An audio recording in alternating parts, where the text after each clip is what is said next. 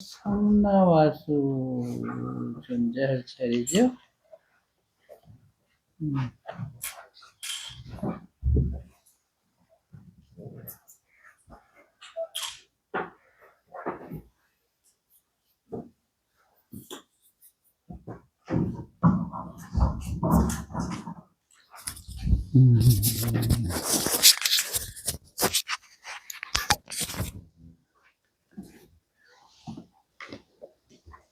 자, 전등록 성나화수 존재 3조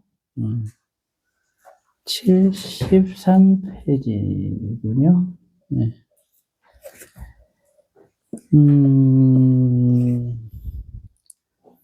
성나화수 정종기에는 범어는 성낙가이며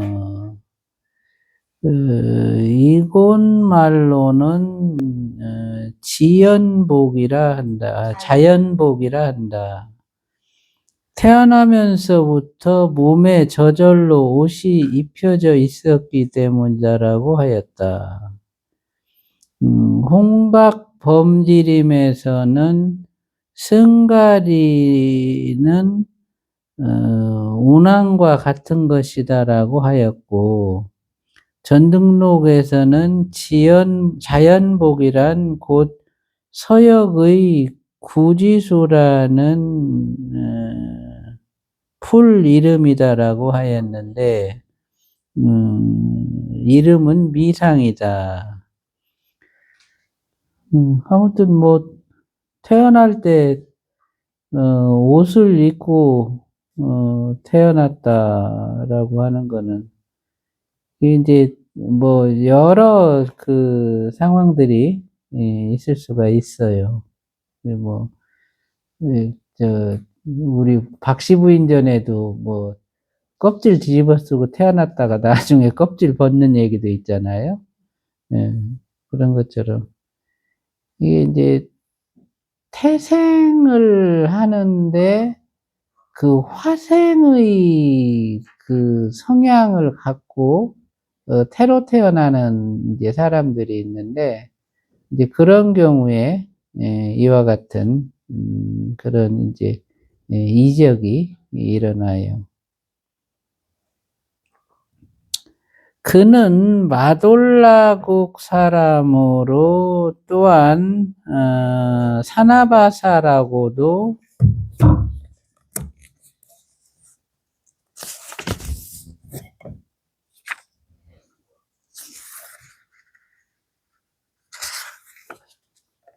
한다.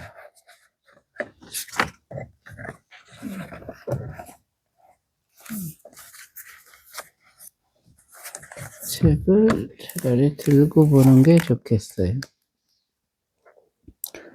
성은 비사다이고 아버지는 임승이요 어머니는 교사이인데 태에 있은 지 6년 만에 태어났다.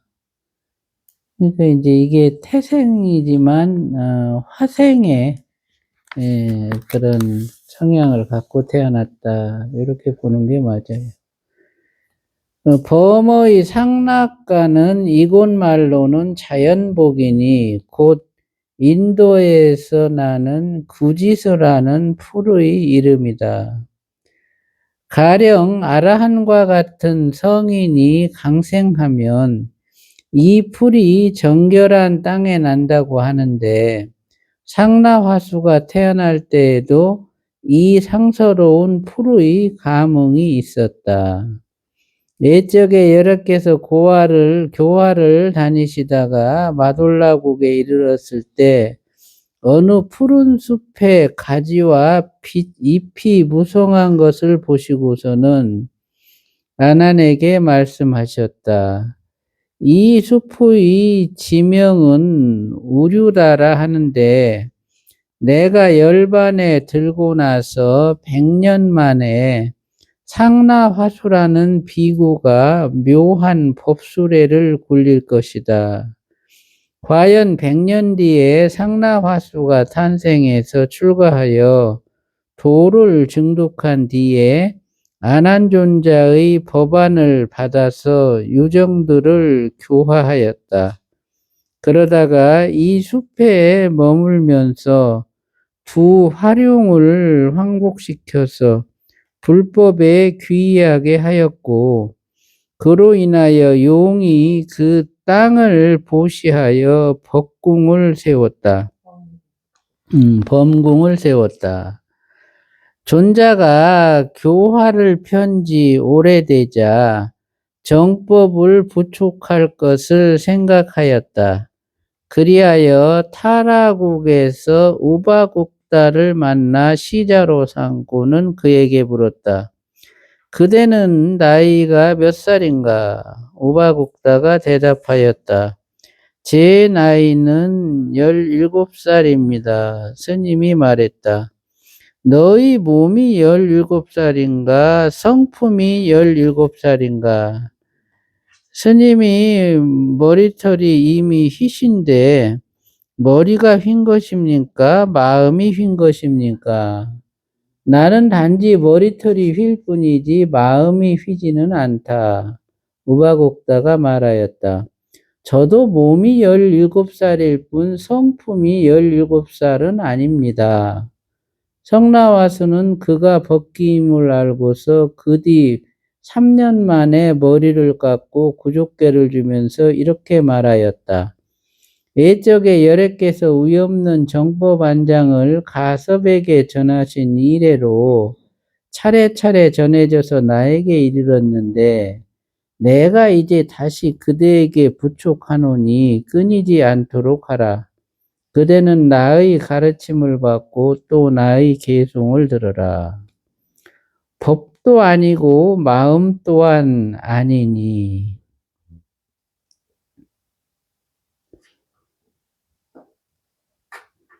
마음도 없고 또한 법도 없다네. 이 신법을 설할 때에도 그 법은 신법이 아니네. 이 계송을 마치고는 곧 계빈국 남쪽에 있는 상백산에 가서 응거하였다. 나중에 산매에 들어 살펴보니 제자인 우바곡다가 500명의 제자를 거느리고서 항상 게으름을 부리고 있었다. 존자가 곧 그들에게 가서 용 분신산매를 나타내어 조복시키고는 계송을 말해 주었다.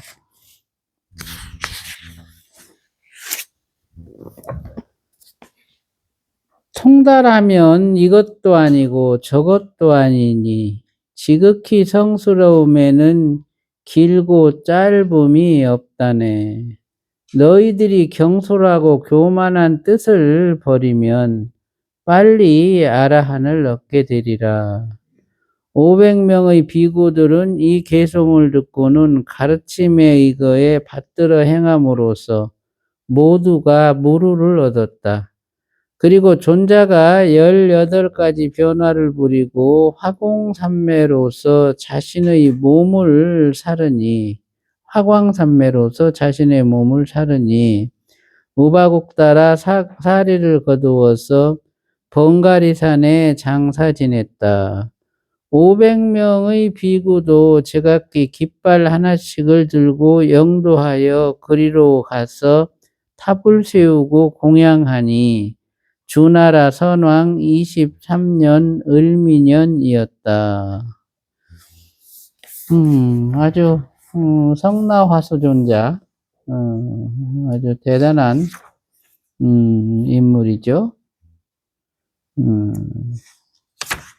어머니 몸을 빌어서 태어났지만 이제 화생을 하고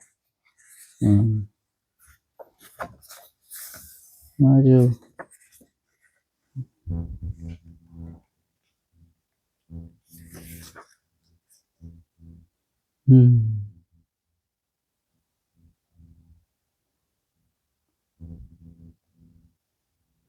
우바국다와 성나화수의 이 대화를 보면 이 성나와수가 그대의 나이는 몇 살인가 하고 이렇게 묻는 것 자체가 어 그 나이를 물은 건 아니죠. 음. 근데 인제 이렇게 17 살이다 하고 얘기를 하니까 인제 그걸 한 번 더 되짚어 준 거예요. 그게 몸의 나이냐 성품의 나이냐 하고 이렇게 인제 물어봤는데 그걸 놓고서 그러면 어 이 성품의 일을 말하라고 하는 거냐 몸의 일을 말하라고 하는 거냐 그래서 오히려 우박옥다가 한 번 더 묻는 거죠. 그래서 성품으로 얘기를 하니까 자기도 성품으로 대답하는 이런 이제 예 이건 재치죠. 어 아주 대단한 재치다. 어. 17살 먹은 사람이 이런 재치를 갖고 있다. 쉽지 않죠. 음. 이게 인제 우바국다가 이렇게 게으름을 피운다. 그러니까 우바국다는 이미 인제 이때 견성오도는 인제 한 사람인데 500 그 제자를 거느리고서 그렇게 게으름을 피웠다라는 것은 이 해탈도를 닦는 거를 갖다가 소홀히 했다 그 소리예요. 그러니까 견성호도 이후에 이제 정멸상을 인식하고 정멸상을 인식하고 나서는 인제 25 가지 대사행을 매진해야 되는데 그것을 게을리 했다. 그래서 인제 용분신산매를 가지고서 이제 그 용분신산매라고 하는 거는 이제 용의 모습을 해서 여러 마리 이 용으로 나타나는 거예요. 그러니까 인제 사방에서 팔방에서 아주 큰 용의 모습으로 나타나서 인제 겁을 준 거죠. 그런 인제 신통을 갖고 있는 그런 이제 조사였던 거죠. 그래서 인제 그렇게 우바국다를 경책해서 결국에는 우바국다가 그다음 때 조사의 그 역할을 할 수 있도록 그렇게 이끌어 줬다. 보통 조사가 조사에게 이렇게 법을 갖다가 전승을 하면은 대부분은 그 이상 관여를 않거든요. 뭐 알아서 그 이후에 수행을 갖다가 하고 그리고 이제 그 인연에 맞게 또 제자를 거둬서 법을 전승하는 그런 것인데 이 성나와수 존자는 이 제자에 대한 어떤 그 보살피는 마음이 아주 극진한 거예요. 지극했던 거죠. 그러니까 본인이 그냥 법을 전하고 산속에 들어가 있으면서도 항상 그 살림살이를 갖다 살폈던 거죠. 음. 참 자비로운 그런 스승이다. 음. 인제 이 개송 법도 아니요 또한 마음도 아니니 이 법도 아니다라는 이제 이 법은 곧 제법을 말해요. 이 제법이라고 하는 것은 이 본원본제의 제법이 있고 생멸 제법이 있고 이제 진여 제법이 있는데 이 법은 그 실상이 아니고 허상이다. 어. 그래서 우리가 의식, 감정, 의지라고 하는 이것 또한 이제 법인데 이것은 실상이 아니고 허상이다. 어. 그래서 그 허상인 그 법들이 법성이 있어서 허상의 법이 갖고 있는 법성이라는 것은 진성과 다르지 않고 자성과 다르지 않고 불성과 다르지 않다.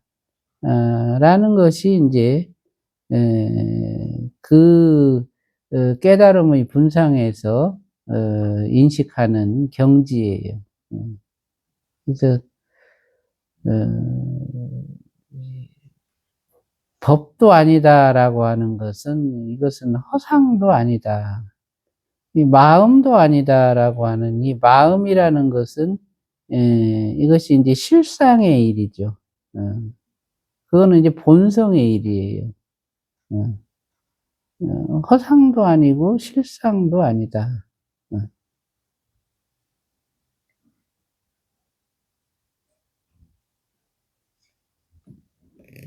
그래서 인제 고 대목에 대해서는 구본에서는 "비법 또한 비법이다."라고 하였는데 여기서는 보림정 정종기의 이거에서 "법도 아니요 마음도 아니다."라고 고쳐 기재하였다. 인제 이렇게 표현을 했어요. 그래서 그러면 법도 아니고 본성도 아닌 것, 허상도 아니고 실상도 아닌 것은 무엇이냐? 어 그것이 어떤 소식이냐? 마음도 없고 또한 법도 없다네. 예. 이심법을 설할 때에도 그 법은 심법이 아니네. 그러니까 이것은 오로지 그 정멸상의 그 본처를 이와 같이 표현한 것이에요. 조사가 법을 전하는 것은 이 정멸상을 직수용함으로써 법을 전한다. 어제도 인제 말씀을 드렸듯이 본성의 직수용은 어떻게 할 것인가? 무념의 직수용은 어떻게 할 것인가? 무심의 직수용은 어떻게 할 것인가? 또 정멸상의 직수용을 어떻게 할 것인가? 어 이 부분인데 인제 이 말씀은 정멸상의 직수용에 대한 이제 표현이에요. 그것을 이렇게 표현했다. 어? 어 법도 아니고 마음도 아니다. 어 법도 아니고 또한 법도 아니다. 인제 이런 표현을 썼다는 거죠. 어 마음도 없고 또한 법도 없다네. 음.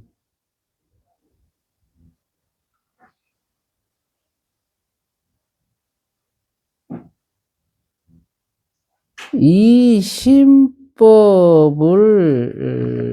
설할 때에도 그 법은 신법이 아니다. 어.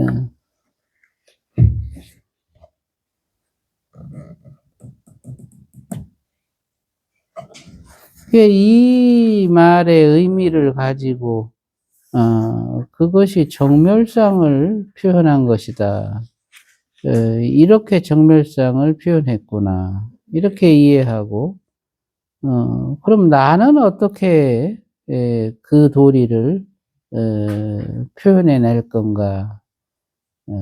이런 생각들을 해 봐야죠. 음.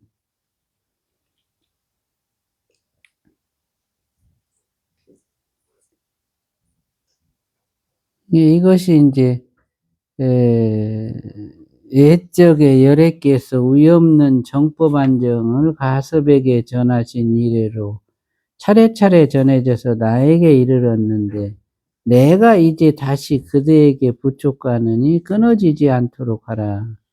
그대는 나의 가르침을 받고 또 나의 계송을 들어라. 이렇게 이제 법을 전하면서 하신 이제 계송이다. 그래서 요렇게 해서 소위 이 전법을 했는데도 제자가 게을러서 제대로 해탈 수행을 갖다가 하지 못하니까 다시 와서 이제 하신 말씀이 통달하면 이것도 아니고 저것도 아니니 지극한 성스러움에는 길고 짧음이 없다네. 너희들이 경솔하고 교만한 뜻을 버리면 빨리 아라한을 얻게 되리라. 이 정멸상을 인식하는 것을 통달하고 또한 본성을 이루는 세 가지 요소를 대사하는 것을 갖다가 통달하면 유상의 그 모든 것을 떠나게 된다. 그래서 이제 이것도 아니고 저것도 아니다. 그런 어떤 의식, 감정, 의지가 갖고 있는 그 분별을 갖다가 다 떠나게 된다 그 말이요. 그런데 그 노력을 게을리하고 의식, 감정, 의지를 가지고 그 놀이에 빠져 있으니까 이런 이제 경책을 한 거예요. 그래서 지극한 성스러움에는 길고 짧음이 없다. 지극한 성스러움이라는 것이 정멸상에 머물 수 있는 그 각성을 말하고 거기에서는 길고 짧음이 없다. 경솔하고 교만한 뜻을 버리면 경솔하고 교만하다라는 것이 의식, 감정, 의지에 천착돼 있다 그거야 아직도.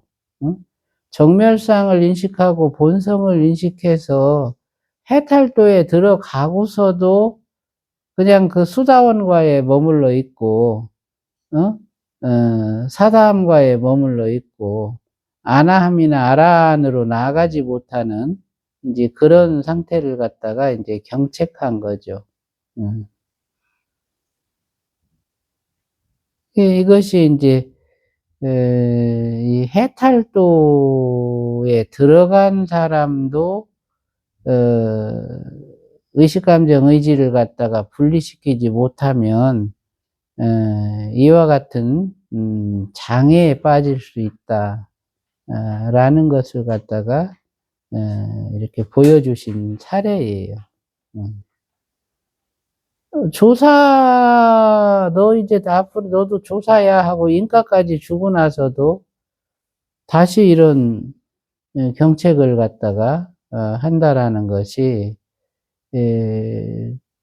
조사위에 들어갔어도 그 이후에 수행이 있다라는 걸 강조하신 부분이거든요. 조사위에 들어갔다는 것은 정멸상을 인식했을 때 조사문에 들어갔다라고 그렇게 한다 그랬지, 그죠? 그것이 이제 해탈도의 시작이다 그랬고, 과위로서는 수다원이다 이렇게 얘기한다 그랬어요. 사다함에 들어가도 의식, 감정, 의지가 동떨어지지만 공존하죠. 본성과 의식, 감정, 의지가 동떨어진 상태로 공존하는 게 사다함이에요. 그러니까 이제 요 우바국다나 500의 제자들은 이제 소다원이나 사다원에서 머물러서 거기서 그냥 이 심시기의 놀이를 하고 있었던 거죠. 그래서 이제 그거를 이와 같이 경책한 것이다. 그래서 빨리 아라한으로 가라. 그런 사다함에 머물러서 심식의 유의에 빠져 있지 말고 빨리 아라한으로 가라. 이제 이런 말씀이신 거예요.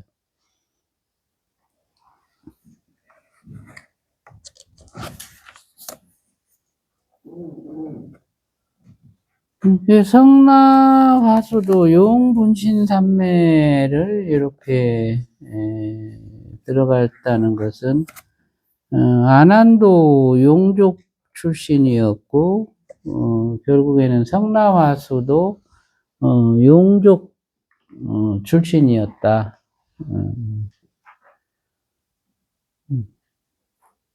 뭐 이번 생에야 안한도 석가모니의 사촌 동생으로 태어났지만 그 전생이 이제 4마리 용이었고 성나화수도 출신이 용 출신이었기 때문에 그와 같은 용분신산매를 갖다가 행할 수가 있었던 거예요.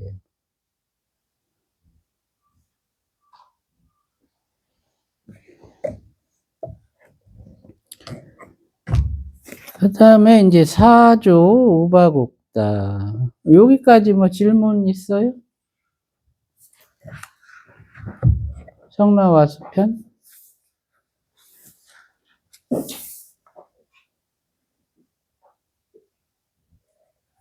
그러면 사조로 넘어가요. 사조 우바국다. 그는 타라국 사람으로서 우바굴다라고도 하고 오바곡다라고도 한다. 성은 수타이고 아버지는 선의이다. 17세에 출가하여 20세에 과를 증득하고서 사방으로 교화를 행하였다. 마돌라국에 이르렀을 때에도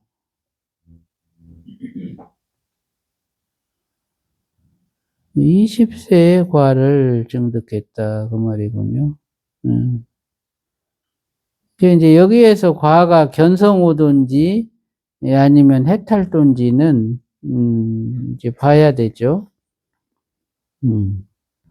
마돌라국에 이르렀을 때는 제도된 사람이 매우 많았는데 그 까닭에 악마의 궁전이 진동하자 파수는 근심스러워서 마침내 마의 힘을 다해 바른 법을 해치려고 하였다. 존자가 즉시 삼매에 들어가 그 까닭을 관찰하는데 파순이 다시 틈을 보다가 은밀히 영락을 가지고 와서 존자의 목에 걸어두었다. 존자가 선정에서 나와 이내 사람들과 개와 뱀 등의 새 송장을 가져다 꽃쪽두리로 변화시키고는 부드러운 말로 파손을 위로하였다.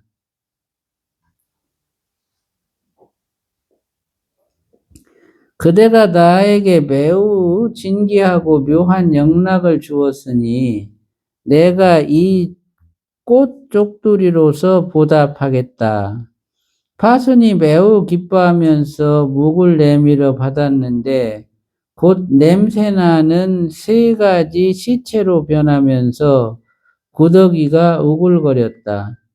파수는 역겨워하고 매우 괴로워하면서 자기의 실력을 다하였으나 옮길 수가 없었다. 그래서 6개의 육천에 올라가서 천주에게 고하고 또 범왕에게 가서 풀어주기를 바랐으나 그들은 모두가 이렇게 말했다. 심력을 가진 제자가 부린 신통 변화이거늘 우리들 같은 범속한 무리가 어찌 그것을 풀 수 있겠는가. 파수는 다시 물었다. 그렇다면 어찌해야 좋을까요? 범왕이 대답했다. 그대가 만일 존자에게 마음을 다해 귀의할 수 있다면 곧 제거할 수 있으리라. 그리고는 개송을 설해서 그의 마음을 돌리게 하였다. 땅을 인하여 넘어진 자는 다시 땅을 인하여 일어나야 한다. 땅을 여의고서 일어나길 바란다면 끝끝내 그런 이치는 없느니라.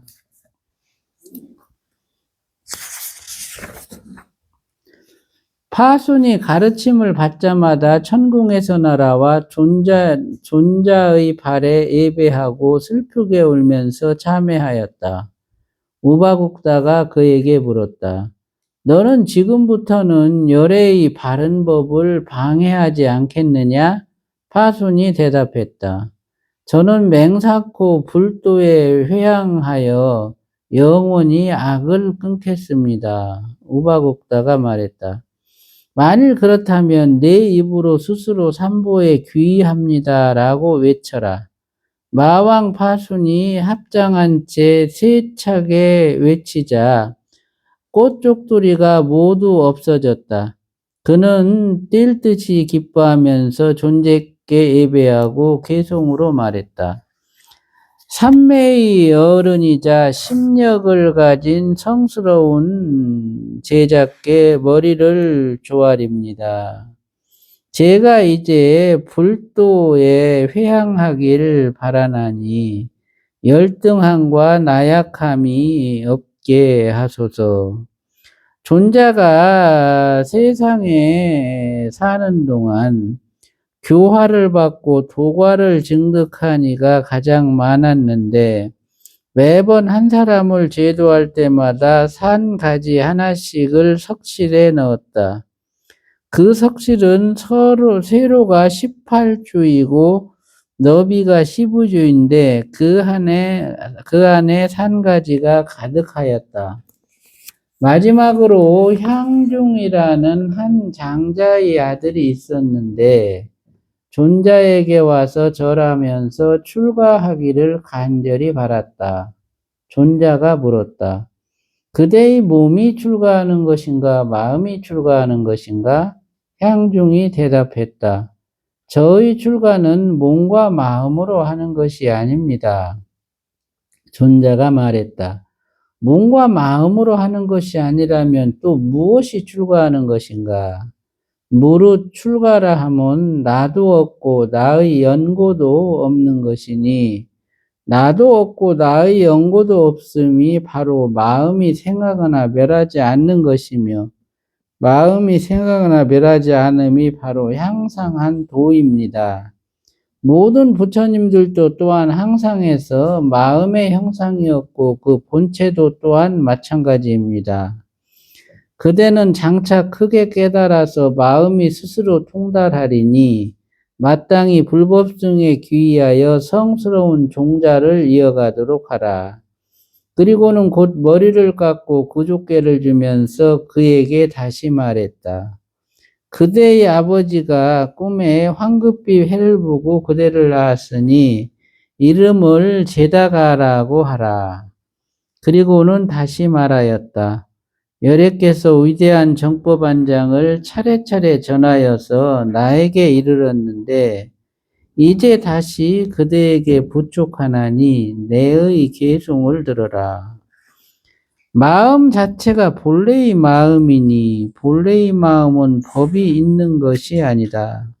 법이 있고 본래의 마음이 있다면 마음도 아니고 본래의 법도 아니다. 법을 부족한 뒤에 허공으로 몸을 거쳐 18가지 변화를 나타냈다. 그리고는 다시 본래 자리로 돌아와서 가부좌를 들고 앉아서 열반하였다. 제다가가 석실에 있던 산가지를 가지고 그의 몸을 사른 뒤에 사리를 거두고 탑을 세워서 공양하니 바로 주나라 평왕 31년 경자년이었다. 아주 우바곡다 존자 아주 재밌죠? 아주 대단하죠? 이 파순이 마왕 파순이 그 부처님 그 아한경에 보면 그 파순이 얘기가 많이 나오잖아요. 그 부처님이 열반에 드신 것은 그 파순이와의 약속을 지키기 위해서 부처님께서 이제 열반에 들어요. 그게 이제 부처님이 처음 묘각도를 이루시고 나서, 이제 이 비로자나 본원을 제도하고 비로자나 불로, 만드셨고, 비로자나 불과 더불어서 열애장계 전체 정토불사를 하고 나서 이제 화엄회상을 열었잖아요. 그러니까 이미 부처님은 그 시간 동안 정토불사까지 다 마치신 거예요. 그러니까 이 세계에 머무실 그런 이유가 없었어요. 근데 이제 이젠 내가 할 일을 다 했으니까 열반에 들겠다 하니까 제석천왕이 그러시면 안 되고, 만약에 법을 구하는 자가 있다면 그 법을 구하는 자에게 부처님이 이 세상에 오신 그 일대세 인연에 의거해서 법을 전해주고 가셔야 되지 않겠습니까? 그러니까 부처님이 그 말을 들으니까, 아이, 그것도 옳네. 그러니까 이제 파순이가 옆에 있다가, 그러면 부처님께서 이 세상에 법을 청하는 자가 없으면 부처님께서는 열반에 드시는가요? 그러니까 부처님이, 아이, 그러지.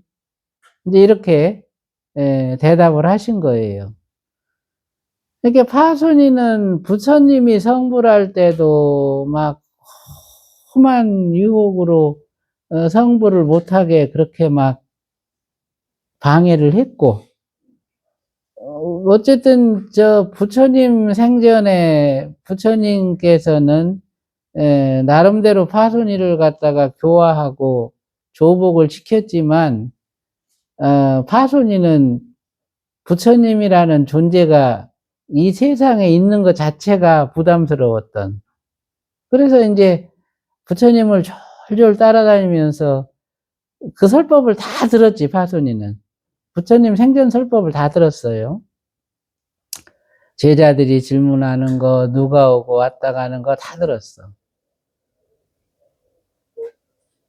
그리고 이제 그 마지막 그 열반에 드실 때, 마지막 법문을 이제 맞추시고, 이제 제자들한테, 더 물을 게 없느냐, 어? 남김없이 물어라. 이렇게 하니까 아무도 묻질 않았어. 어? 그러니까 파순이가 얼른 나와가지고, 아이고, 부처님, 이제 다 물었나 봐요. 어? 이제 약속 지키셔야죠. 이래가지고 부처님이 열반에 든 거예요. 이 파순이하고 부처님은 도대체 어떤 인연이냐? 어? 본래 파순이하고 부처님은 하나의 생명이었어. 한 생명으로 출현했어, 파순이와 부처님은. 그러다가 그 생명이 갖고 있는 부정성이 떨어져 나가서 파순이가 되고, 긍정성이 떨어져 나가서 부처님이 된 거예요. 그러니까 부처님이 도를 닦고 뭐를 하고 어느 세계에 태어나고 항상 파순이가 같이 태어난겨. 긍정이가 뭘 하니 부정이가 따라다니면서 그거 못하게 하고 방해하고, 마지막까지 이 세계에서부터 부처님을 저 열반에 들도록 하는 그 일을 한 거예요. 그러니까 부처님은 열반에 드시면서도 파순이를 어쩌지 못하고 가신 거예요. 그러니까 이제 타화자재천하고 대범천 사이에 마왕천이라는 하늘 세계가 있고, 그 마왕천의 왕이 파순이에요. 그러니까 파순이는 이 변장을 잘해가지고 어떤 때는 제석천왕으로 변해서 제삭천왕인 척하고 도리천에 돌아다니고, 어떤 때는 대범천왕인 척하고 변장해갖고 대범천을 돌아다녀. 그러니까 이제 그 세계에 사는 그 신들도 이 파순위를 못 당해. 그러니까 부처님도 자기 몸에서 분리돼 나간 생명이기 때문에, 그것도 부정성으로 분리돼 나간 생명이기 때문에 그 평생을 설법을 하면서 그 일을 가르치고 그야말로 참 한 몸처럼 그렇게 보살폈는데도 아직 이 개과천선이 안 된 거예요.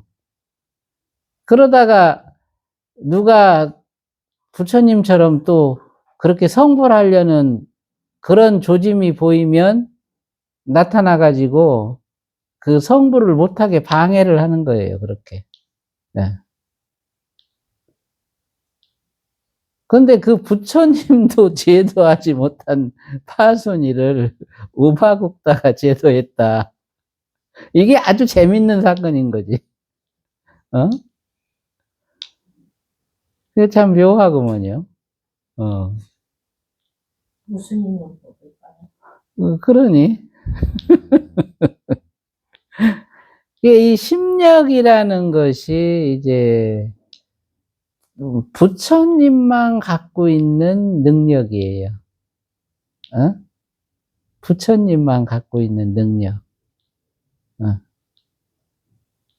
세계를 마음대로 바꿀 수 있고, 원하는 장소에 언제든지 나타날 수 있고, 시공을 과거와 현재와 미래를 마음대로 조율할 수 있고, 이 숙명통이 있고, 천이통이 있고, 천안통이 있고, 신족통이 있고, 이제 이 10가지 그 능력이 부처님만 갖고 있는 능력인데, 그래서 이제 심력 존자다, 이렇게 이제 부처님을 표현하기도 했는데, 그런데 우바국다가 심력을 갖고 있었다? 이것도 참 묘한 일이죠. 그렇게만 보면 그 석가모니 부처님이 우바국다로 다시 나타난 것처럼, 어? 그렇게도 생각할 수 있을 정도야. 그래서 그 파순이를 그렇게, 아주 어, 속여서 그렇게, 귀하게 만들고, 맹세하게 만들고, 그 부처님에게는 어떤 숙제 같은 존재가 파순이었거든요.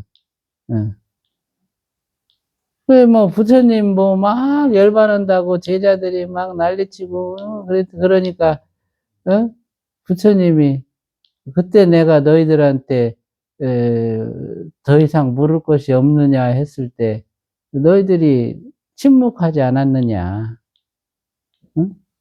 그게 인연이다. 그 파순이하고 약속했던 인연인 거예요.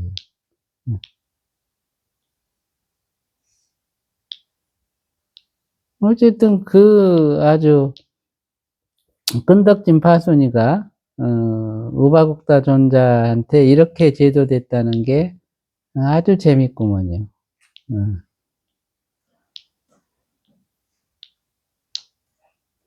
그 우바국다의 이 출신이 아주 진짜 인간 우바국다냐, 아니면 부처님이 화생한 우바국다냐 헷갈릴 정도로 그런 그 면모가 있구만요. 개송을 한번 보죠. 우바국다 존자의 개송.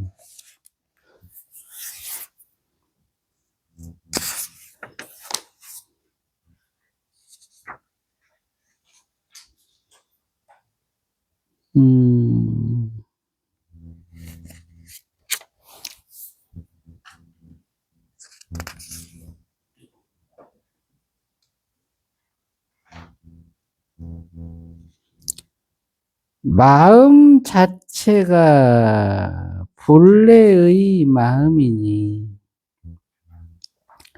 본래의 마음은 법이 있는 것이 아니다. 이거 본래의 마음은 법이 있는 것이 아니다. 이것도 본래의 마음은 율법이 아니다. 이렇게 해석하는 게 더 좋아요. 법이 있고 본래의 마음이 있다면 마음도 아니고 본래의 법도 아니다.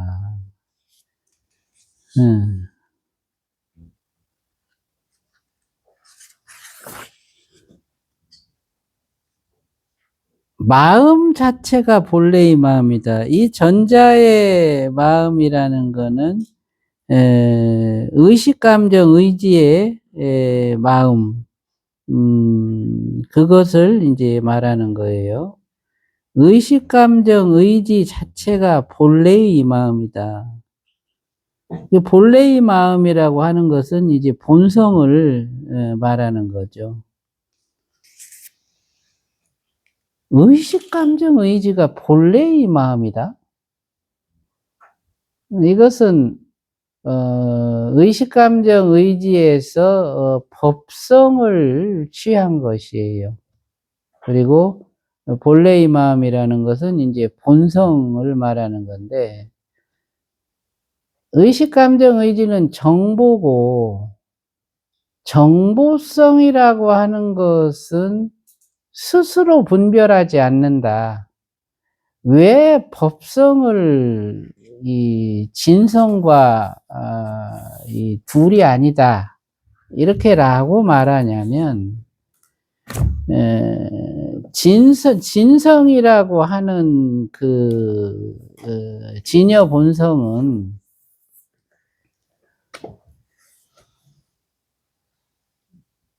이 무념 무심 정멸상으로서 일체 그 율법이 아니여, 그 일체 있는 법이 아니다. 그런데 의식, 감정, 의지라고 하는 것은 그 자체가 허상이고 헛개비인데, 허상이고 헛개비지만 그 허상이고 헛개비인 걔가 스스로 분별하지 않아. 예를 들어 가지고 우리가 컴퓨터에서 아무개 하고 이름을 쳐서 화면에다 띄웠어. 그러면 아무개 하고 이름이 떴는데, 그 아무개라는 이름이 좋고 나쁨을 일으키는가? 안 일으키지, 그죠? 그걸 놓고 글씨가 제가 안 좋아, 뭐, 너무 커, 너무 작어, 뭐, 그거는 내가 분별하는 거잖아, 그지? 응? 똑같은 거예요. 정보는 스스로 분별하지 않는다. 그래서 정보가 스스로 분별하지 않는 그 성향을 곧 제법성이라 그러고, 그 제법성은 정멸상과 다르지 않다. 그래서 일체 법을 대할 때, 의식, 감정, 의지라는 이것을 대할 때 분별로서 그것을 보지 말고 제법성으로서 의식, 감정, 의지 그 자체를 대하면 진성과 법성이 본래 원흉하고 둘이 아니다.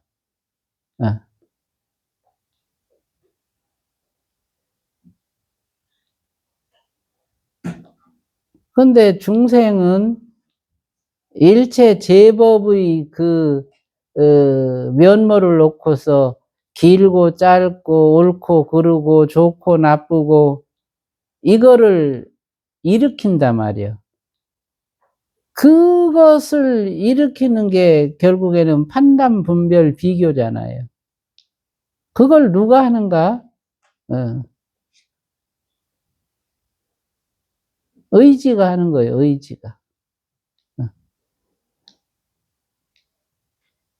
그러니까 본래의 법에는 그것이 없지만 의지가 그것을 행하는 것뿐이다. 그래서 의지를 각성으로 전환시키고 의지가 전환된 각성으로 제법을 놓고서 제법성을 분별하지 않는, 일으키지 않는 그 본래 자리, 일체 법에 있어서 그거를 볼 수 있을 것 같으면 그게 정멸상을 보는 것이나 같은 얘기다.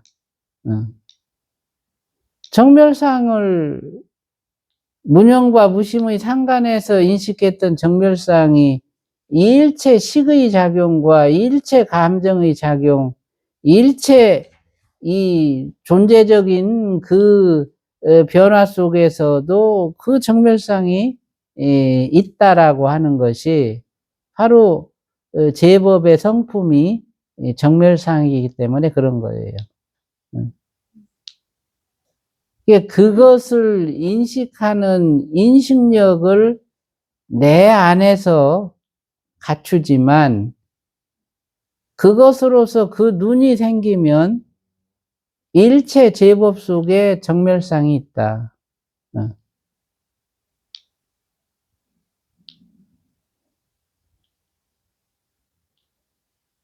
이제 그걸 말하는 것이에요.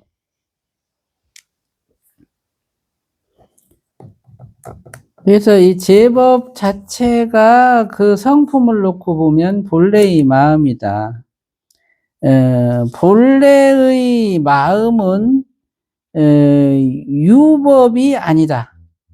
법이 있는 것이 아니다. 이렇게 해석하면 안 되고, 본래의 마음은 유법이 아니다. 이렇게 봐야 돼요. 있음의 법이 아니다. 그 소리요. 본래의 법이라는 것은, 본래 마음은 그 유법이 아니다.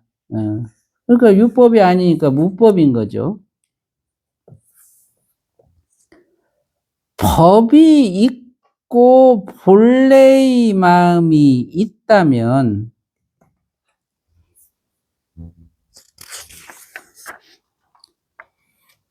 마음도 아니고 본래의 법도 아니다. 법이 있고 이것도 법이 있는 유법이고 본래의 마음도 유라면 그런 뜻이에요. 요 문장도 그렇게 해석해야 돼요. 본래의 마음은 유법이 아니다. 이렇게 했기 때문에 위에서 유법, 법이 있는 것, 유법, 본래의 마음이 있는 것,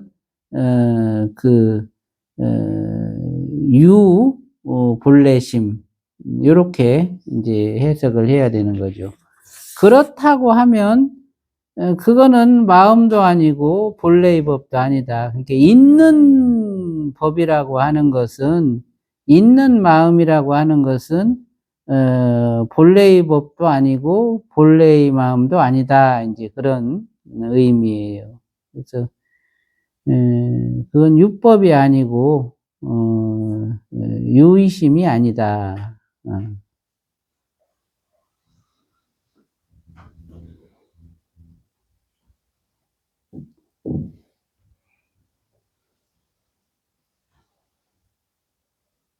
질문 있습니다. 예.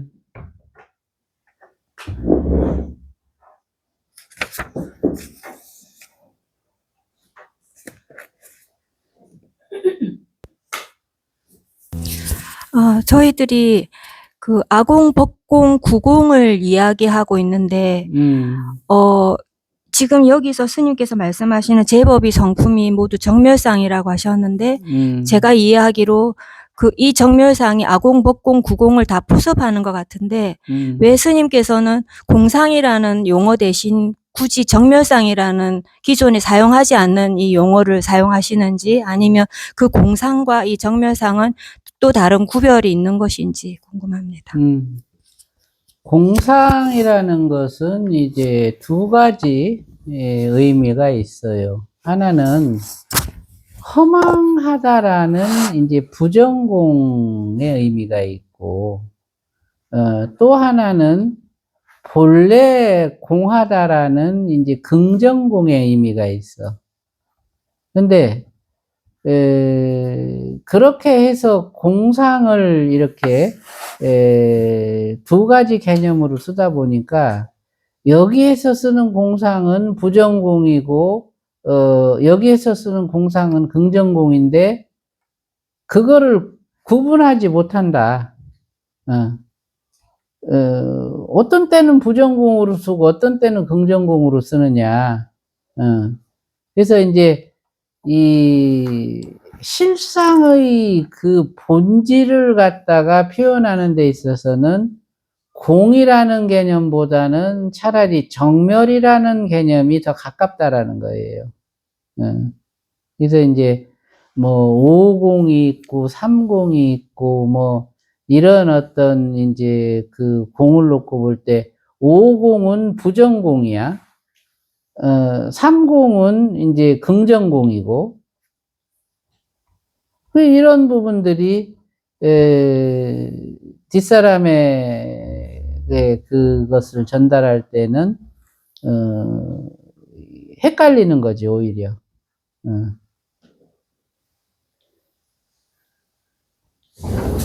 육도의 모든 현상이, 공이다. 삼계의 모든 형상이 공이다. 의식, 감정, 의지가 공이다. 명색이 곧 공이다. 이거는 부정공을 말하는 거거든요. 허망하다. 허망공이요. 그거 자체가.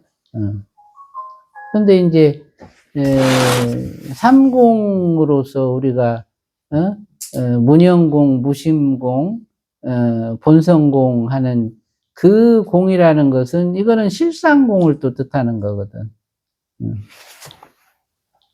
그래서 그것은 이제 서로 구분이 되어야 될 개념이고, 그래서 그럴 바에야 차라리 무념, 무심, 정멸상이라는 그 본성을 이루는 그 세 가지 체를 그렇게 명확하게 구분 지어 놓는 것이 좋다.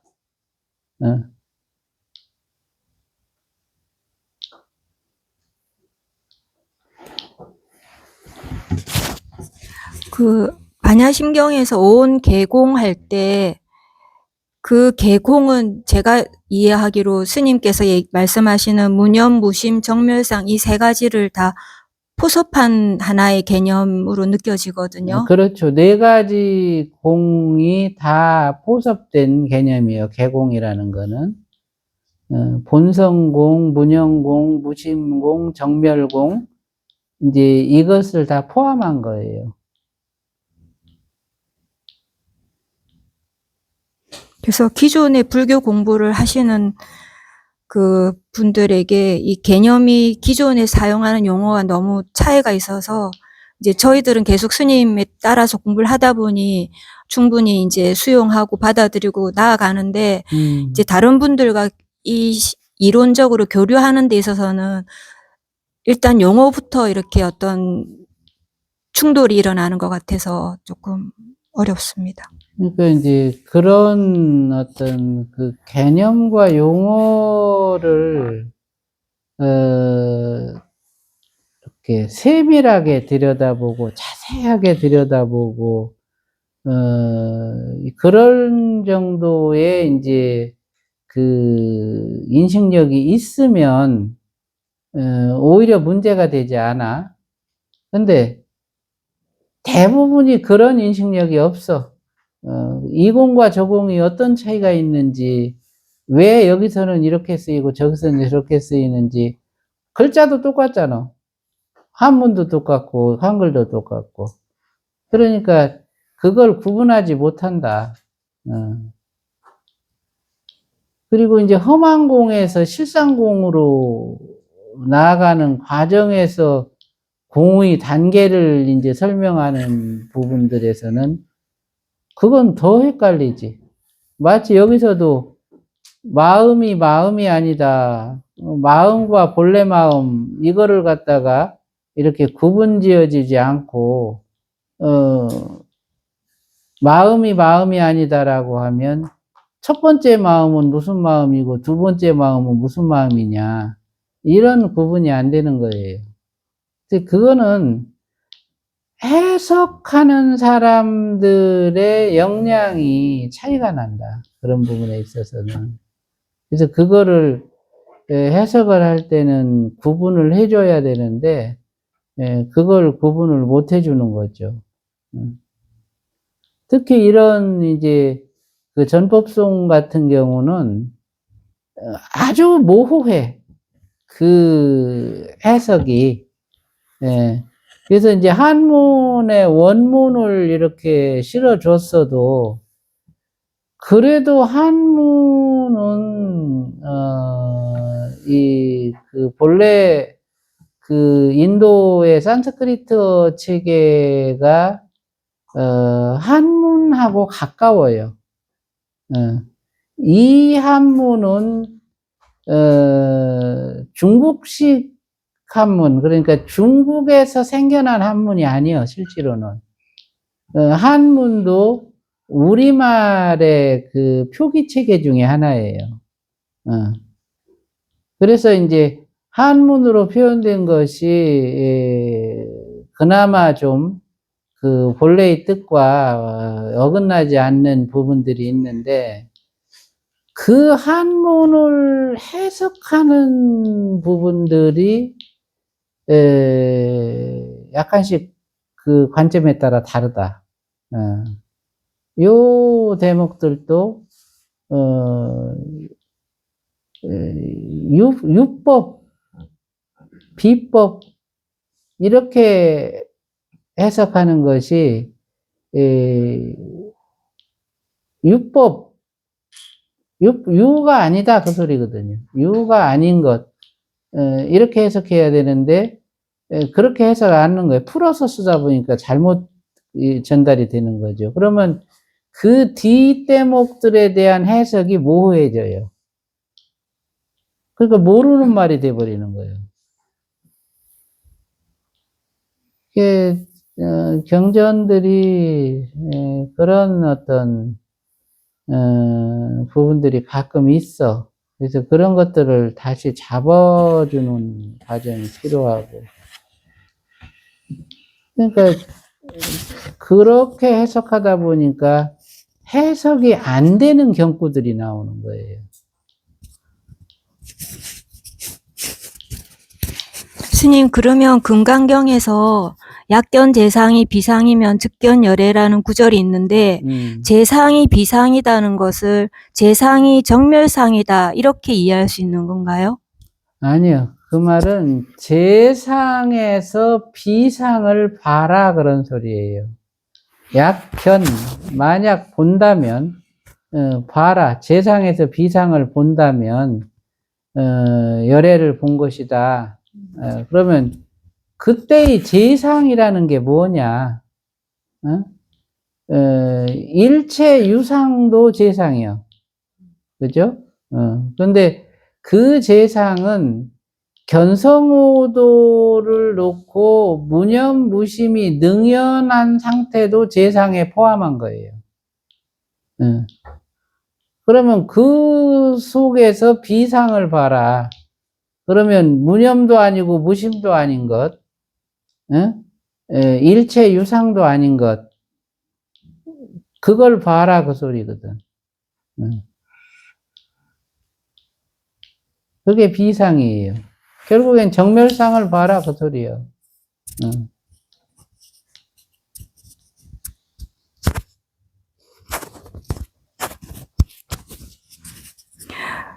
그런데 약견 재상이 비상이면 즉견 열애라고 했는데 그 정멸상을 보지만 열애가 아니라 해탈도가 스님의 이 체계에선 해탈도, 보살도, 등각, 묘각으로 가는 것이니까 약견 재상이 비상이면 바로 즉견 열애는 아닌 거잖아요. 그 체계가.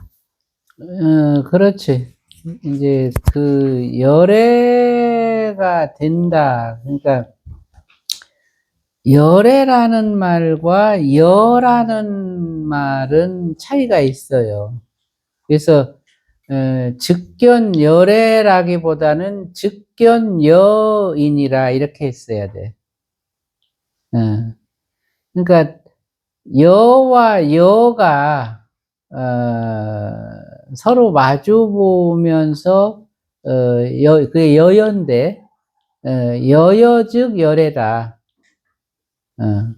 그래서 그게 이제 묘각은 여여를 묘각이라 그러고 여를 갖다가 이제 그 대적정 그 적정상이라 그래요. 대적정상.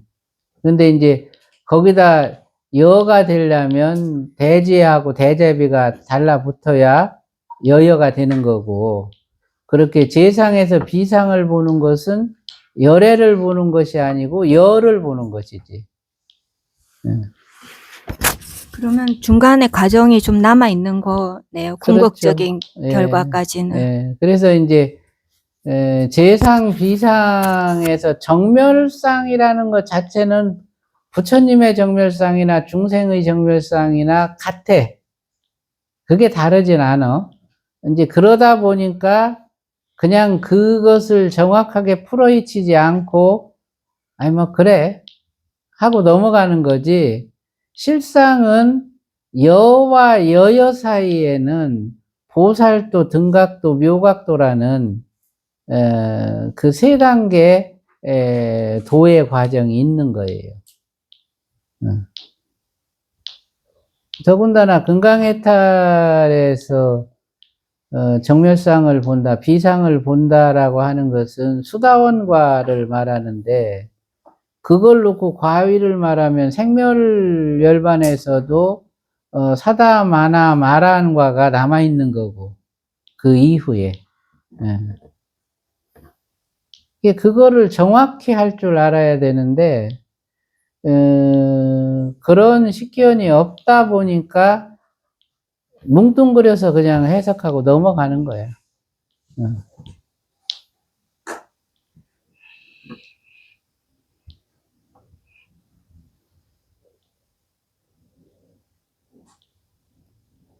금강경의 내용은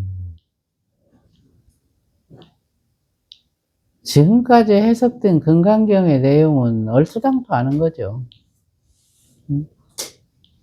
전제 자체가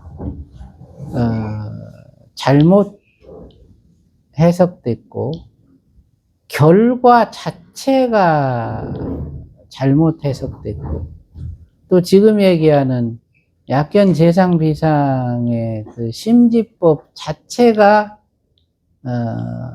제대로 해석되지 못했고, 금강해탈도가 뭔지, 허공해탈도가 뭔지에 대한 전혀 그 해석이 제시되지 않은 그런 상태로 금강경이 그냥 신앙의 대상이 된 거예요. 그러니 그게 얼마나 답답한 일이냐, 그 일이. 반야경도 그렇지, 반야경도.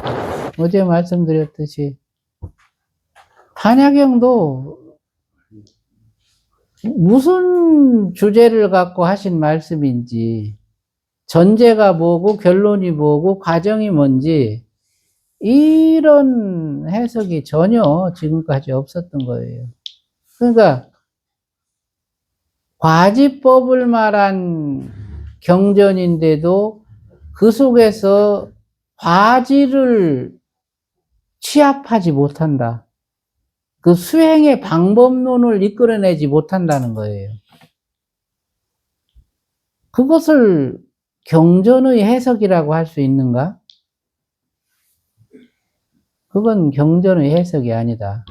그냥 글자의 뜻을 해석한 거지, 경전을 해석한 게 아니에요. 이게 얼마나 많은, 오류 속에서 살아왔는가, 우리가. 그러니까, 법이 끊어지고, 이 미혹과, 암흑의 시대가 도래한 거예요.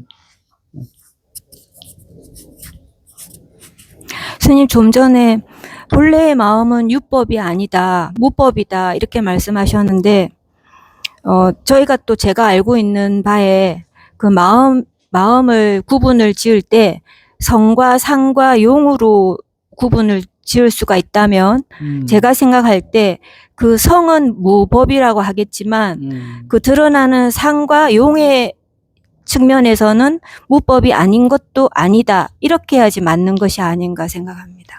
그런 표현을 할 수가 있죠. 그 이제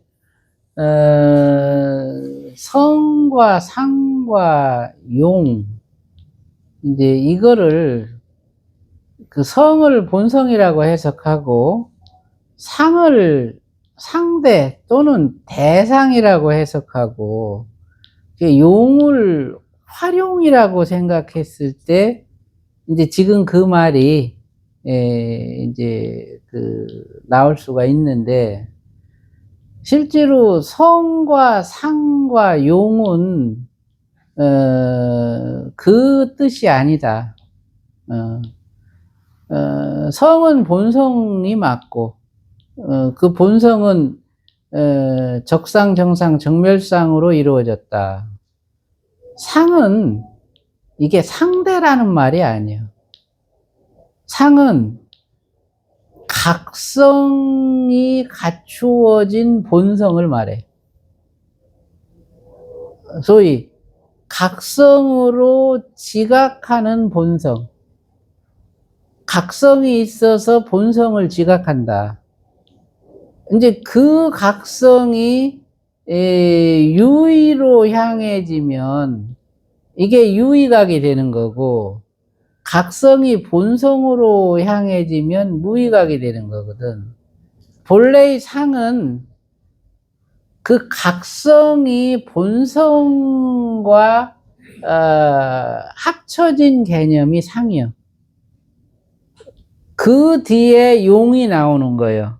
그래서 그 각성이 이제 본성을 용하고, 그 각성이 유상을 용한다.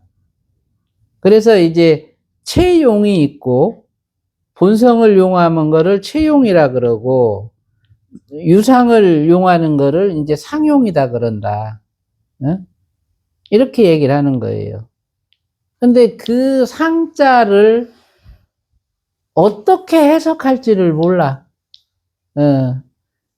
그 성과 상과 체와 이런 얘기들이 이제 십여시에서 나오는데, 십여시의 그 의미를 해석하지 못한다. 그러니까 열애장연기가 어떤 과정으로 진행되고 본성생명이 어떻게 이렇게 천지만물로 나누어졌는지 그 과정을 들여다보지 못하니까 그 개념들에 대한 해석이 제한적으로 이루어진 거예요. 그러니까 상을 그렇게 해석해서는 안 된다. 상을 각성이 갖추어진 본성으로 해석해야 돼요.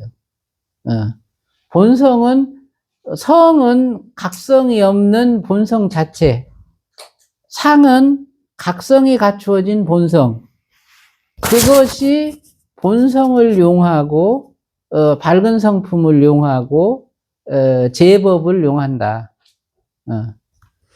그러면 각성이 갖추어진 본성이라고 하면 저희가 생각할 때 지혜인 것인데 상자는 모양 상자를 쓰는 거잖아요. 그래서 매칭이 잘 안 됩니다. 그래서 그게 이제 한문으로 그 열애장 연기의 체계를 해석할 때, 그 표현을 그렇게 한 건데, 만약에 그 의미를 아는 사람이 그 절차를 표현했다면, 그 서로상자를 쓰지 않았을 거야. 예. 성은 성이다.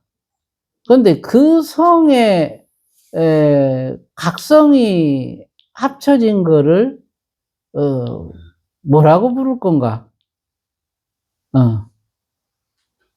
차라리 각과 성을 구분해서, 각성이라는 말에 성이 들어있잖아, 그지?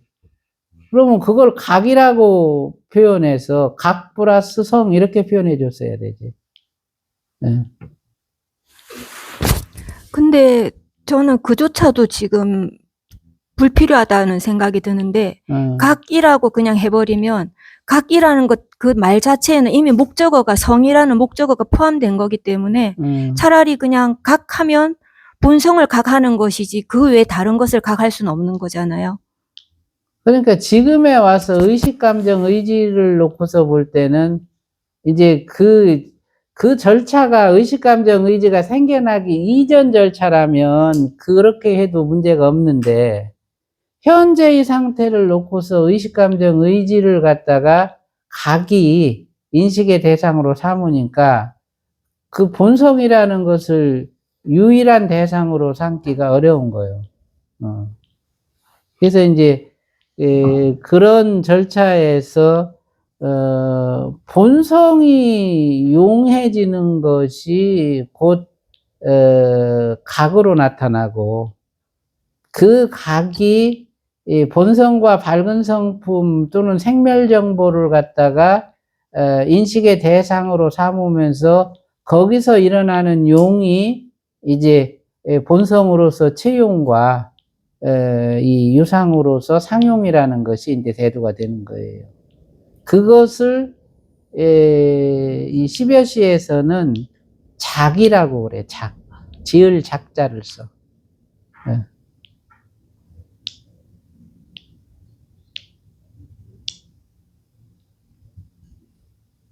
그런 부분들의 정리가 필요한데,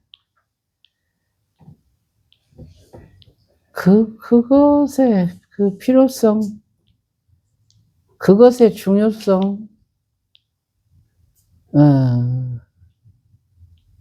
전혀 인식하지 못하죠. 그거는 마음이 생겨나는 과정을 설명하는 일인데도, 그거를 불필요하다고 느끼니까. 마음이 어떤 과정을 통해서 생겨났는지를 아는 게 대단히 중요하잖아, 그지? 마음을 깨닫는다는 사람들이 마음이 어떻게 생겨났는지를 모른다면 마음을 깨닫는다는 것 자체가 어불성설이요.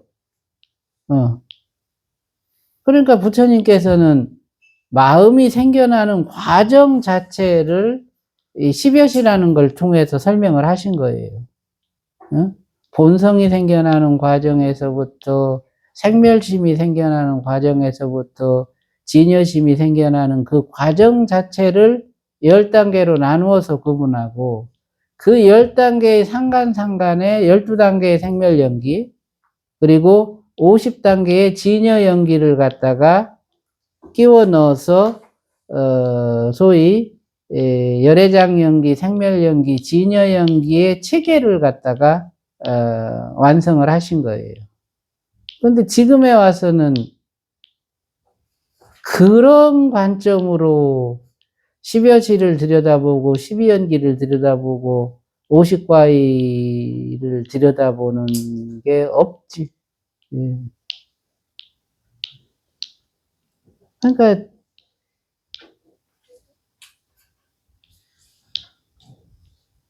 어찌 보면 이게 참 외로운 그 길이에요.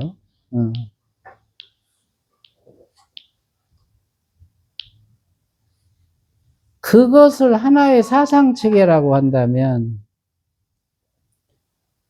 그와 같은 사상을 갖다가 들여다보고 그것을 갖다가 재정리하고 그 절차를 갖다가 상세하게 풀어서 정리를 하는데 그걸 아무도 알아보는 사람이 없다. 그걸 놓고 대화할 사람도 없어. 그게 외로운 길이에요.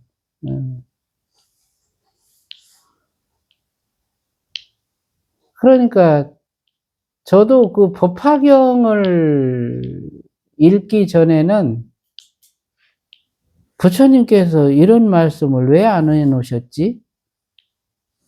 그렇게 생각을 했으니까.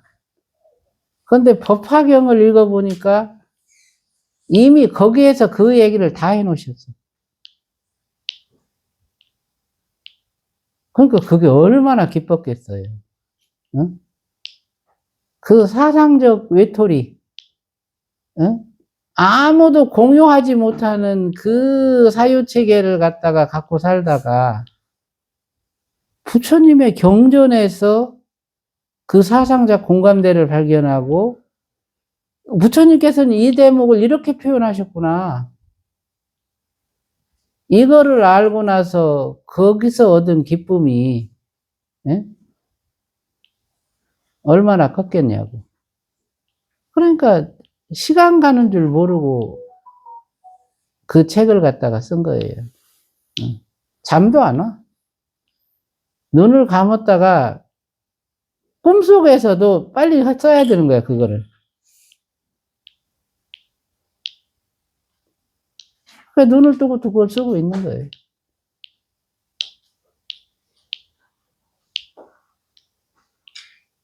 그것을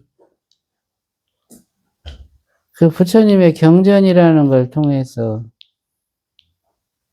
그것을 또 한 번 확인하고 부처님이 표현하신 그 표현법들을 갖다가 들여다보니까 그게 너무 아름다운 표현들이에요. 그러니까 이제 모든 개념을 하나로 꿰어지게 한 거야. 그동안에는 나만의 언어로, 나만의 표현으로 그것을 얘기했고, 그걸 정리했는데, 법화경하고 금강산매경 정리하면서 이제 부처님의 언어로 그것을 갖다가 재해석할 수 있는 그런 이제 근거를 만난 거예요.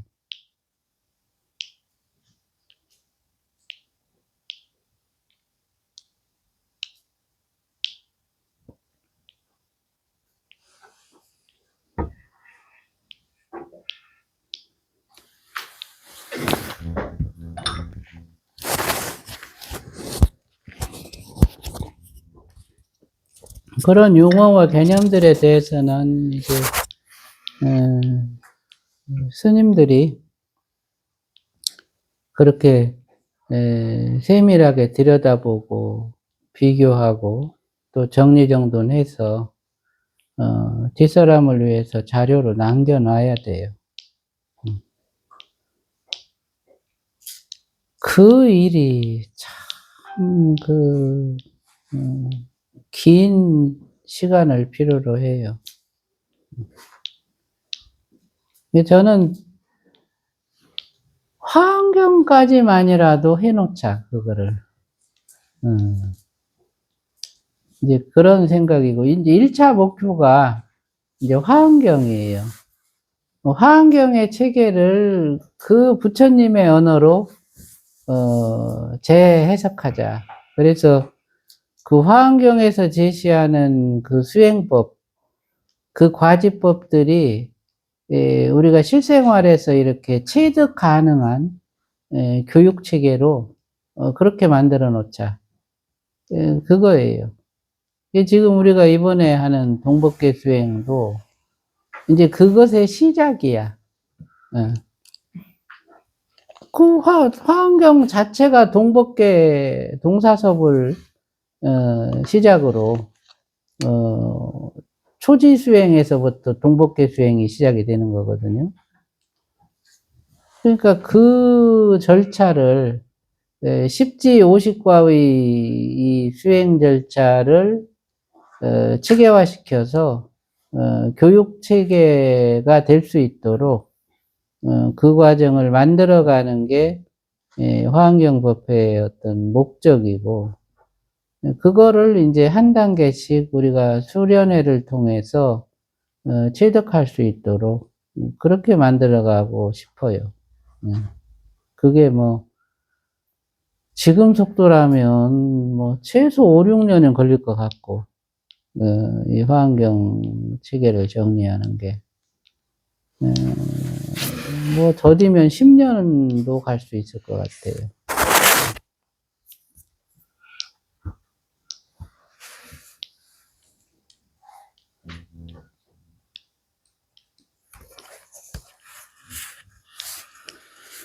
본문은 뭐 오늘은 여기까지 나가야 되겠네요.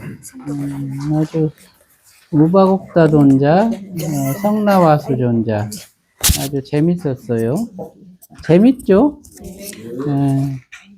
네, 스님 너무